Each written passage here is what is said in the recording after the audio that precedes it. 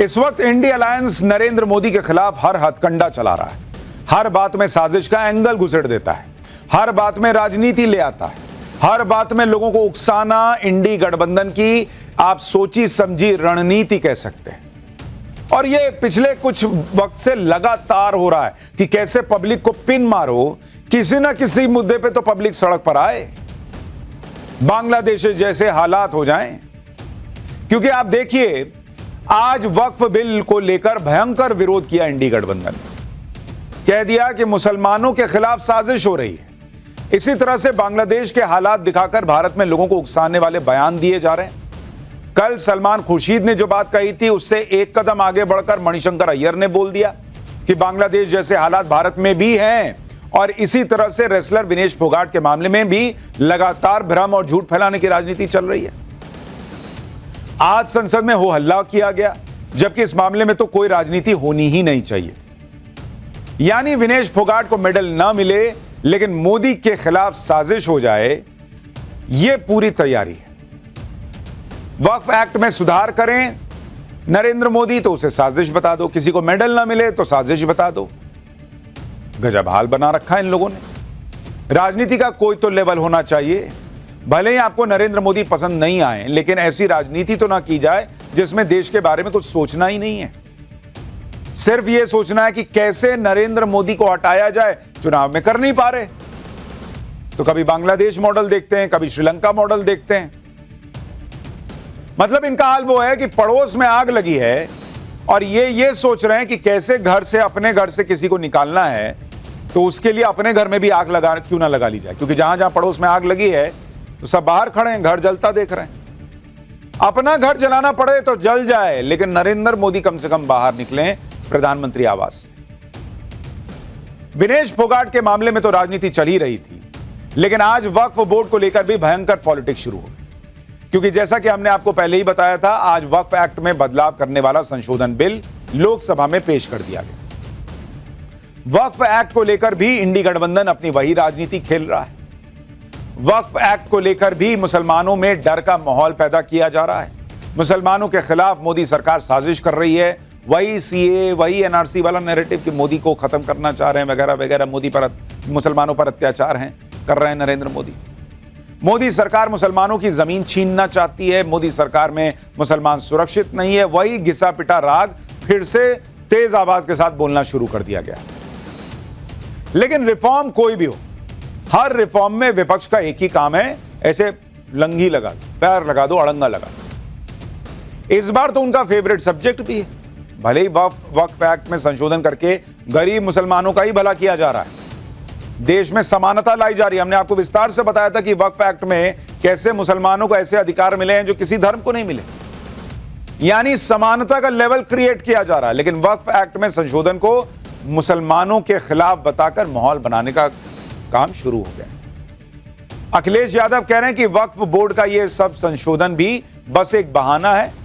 रक्षा, rail, नजूल land की तरह जमीन बेचना निशाना है।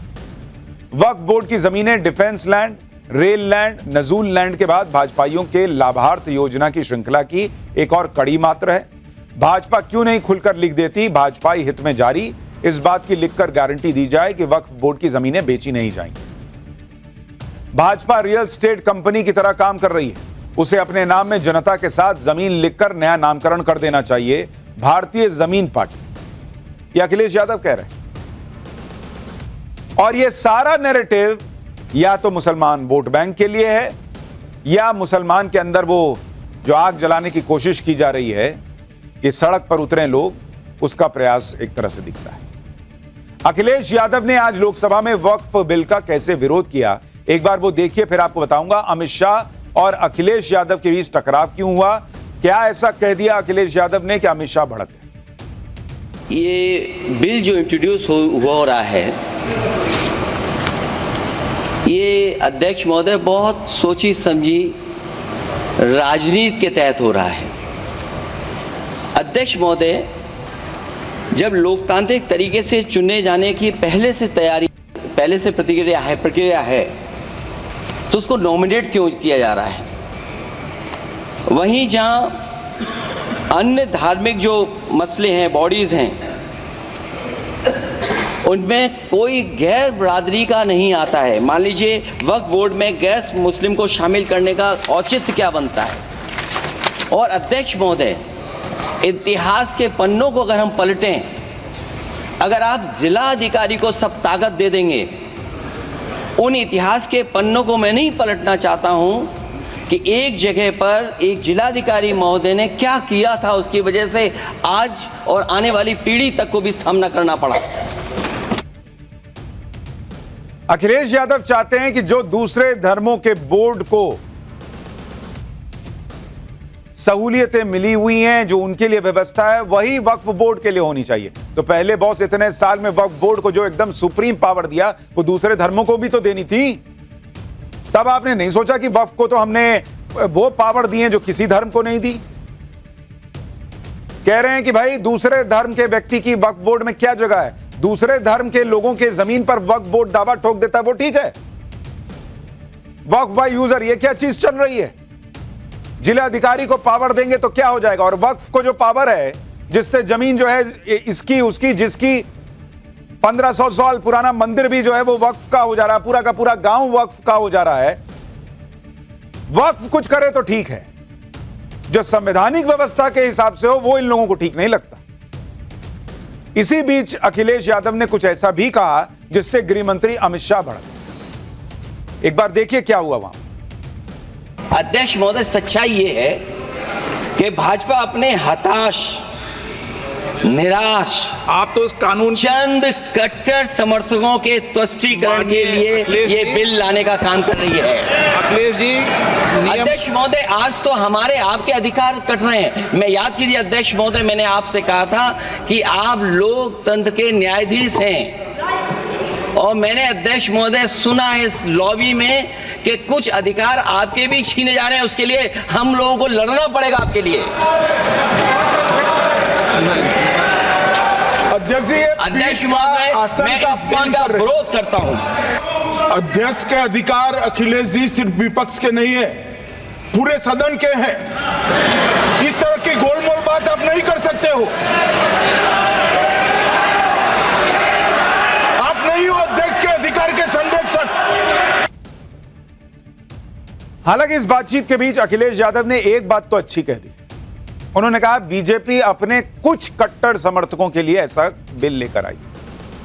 चलिए, कम से कम वो ये तो मान रहे हैं कि बीजेपी के कुछ ही समर्थक कट्टर हैं। सवाल तो यह है कि आपके कितने समर्थक कट्टर हैं जो आप इस बिल का विरोध कर रहे हैं? उनकी संख्या इतनी कितनी ज्यादा है कि आपको इस बिल का विरोध करना पड़ रहा है, जो दूसरे धर्मों के साथ न्याय करने की व्यवस्था करने जा रहा है। सरकार ने संसद में जो बिल पेश किया है उसके विरोध में देखिए कौन कौन सी पार्टियां खड़ी हो गई।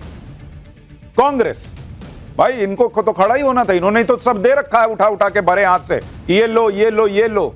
मैंने तो आपको पाठशाला में बताया था कि इनका बस चलता तो ऐसी व्यवस्था कर देते कि जहां उंगली रख दे वक्फ वो जमीन उसकी हो जाएगी। देश नहीं लिख दिया, यही बहुत बड़ी बात है। तो एक तरफ कांग्रेस है, समाजवादी पार्टी है, तृणमूल कांग्रेस है, डीएमके है, शरद पवार की एनसीपी है, उद्धव ठाकरे वाली शिवसेना है, आरजेडी है, एआईएमआईएम है। लग गए, सब लोग लाइन में लग गए भाई कि हम मुसलमान के साथ हैं, हम इस बिल का विरोध करते हैं। और ये सारे वो लोग हैं जिनको मुसलमान भर भर के वोट देता है। जो भी तुष्टीकरण की राजनीति करता है और जिनको मुस्लिम वोट बैंक दिख रहा है, उनको एक तरफा मुस्लिम वोट मिलता भी रहा है, और वो सब वक्फ सुधार बिल का विरोध कर रहा है। इस विरोध में एक तरह से कंपटीशन चल रहा है कि कौन ज्यादा मुखर होकर विरोध कर सकता है, कौन ज्यादा मुसलमान को दिखा सकता है कि मैं तेरे लिए खड़ा हुआ था वहां संसद में।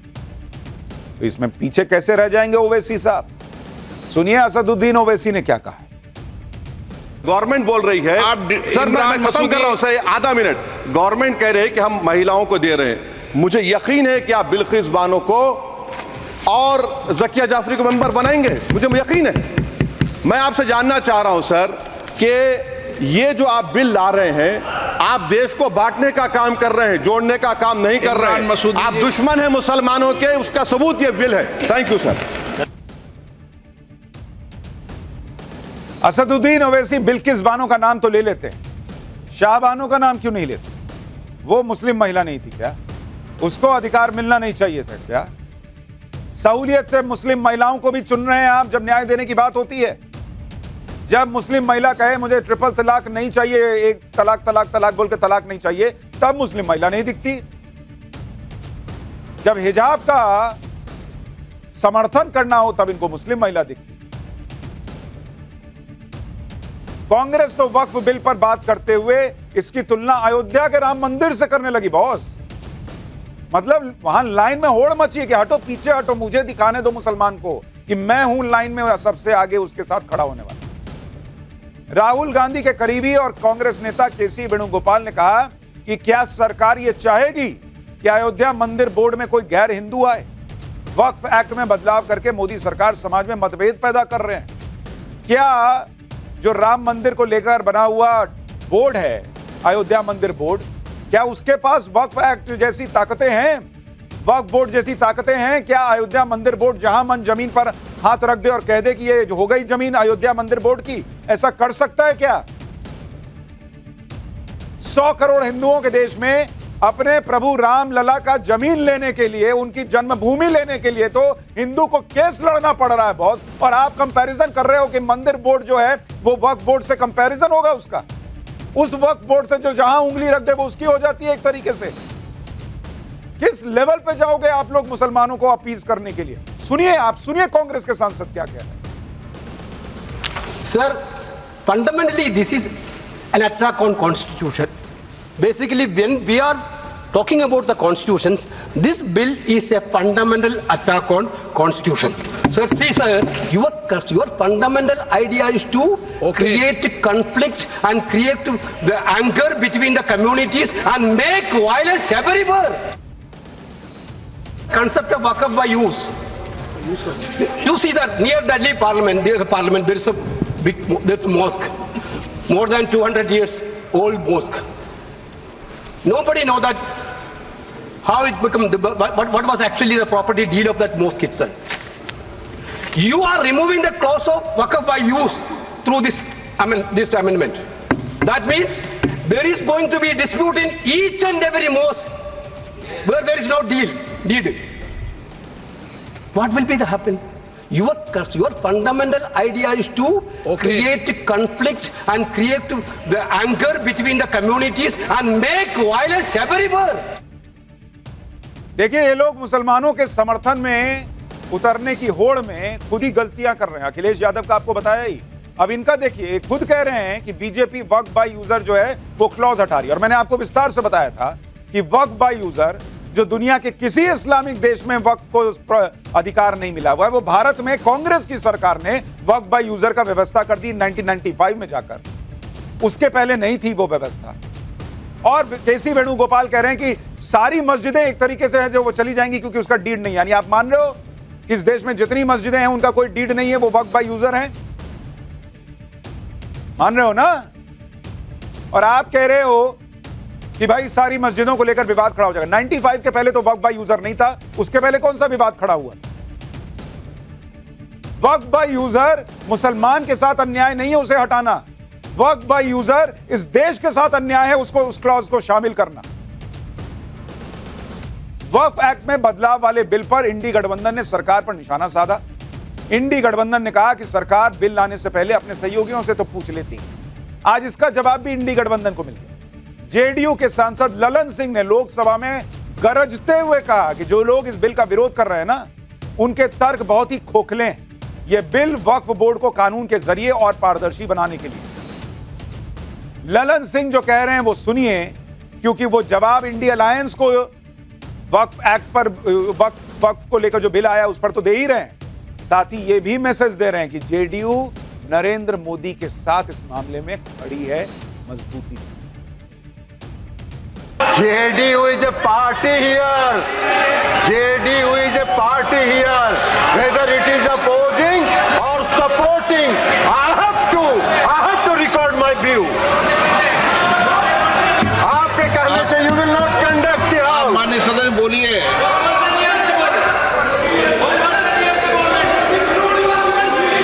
अध्यक्ष महोदय, कई माननीय सदस्यों कई माननीय सदस्यों की बात सुनने से ऐसा लग रहा है जैसे यह जो संशोधन लाया गया वक्फ बोर्ड के कानून में यह मुसलमान विरोधी है। कहां से ये मुसलमान विरोधी है? कौन सा इसका कानून मुसलमान विरोधी बताता है? यहाँ उदाहरण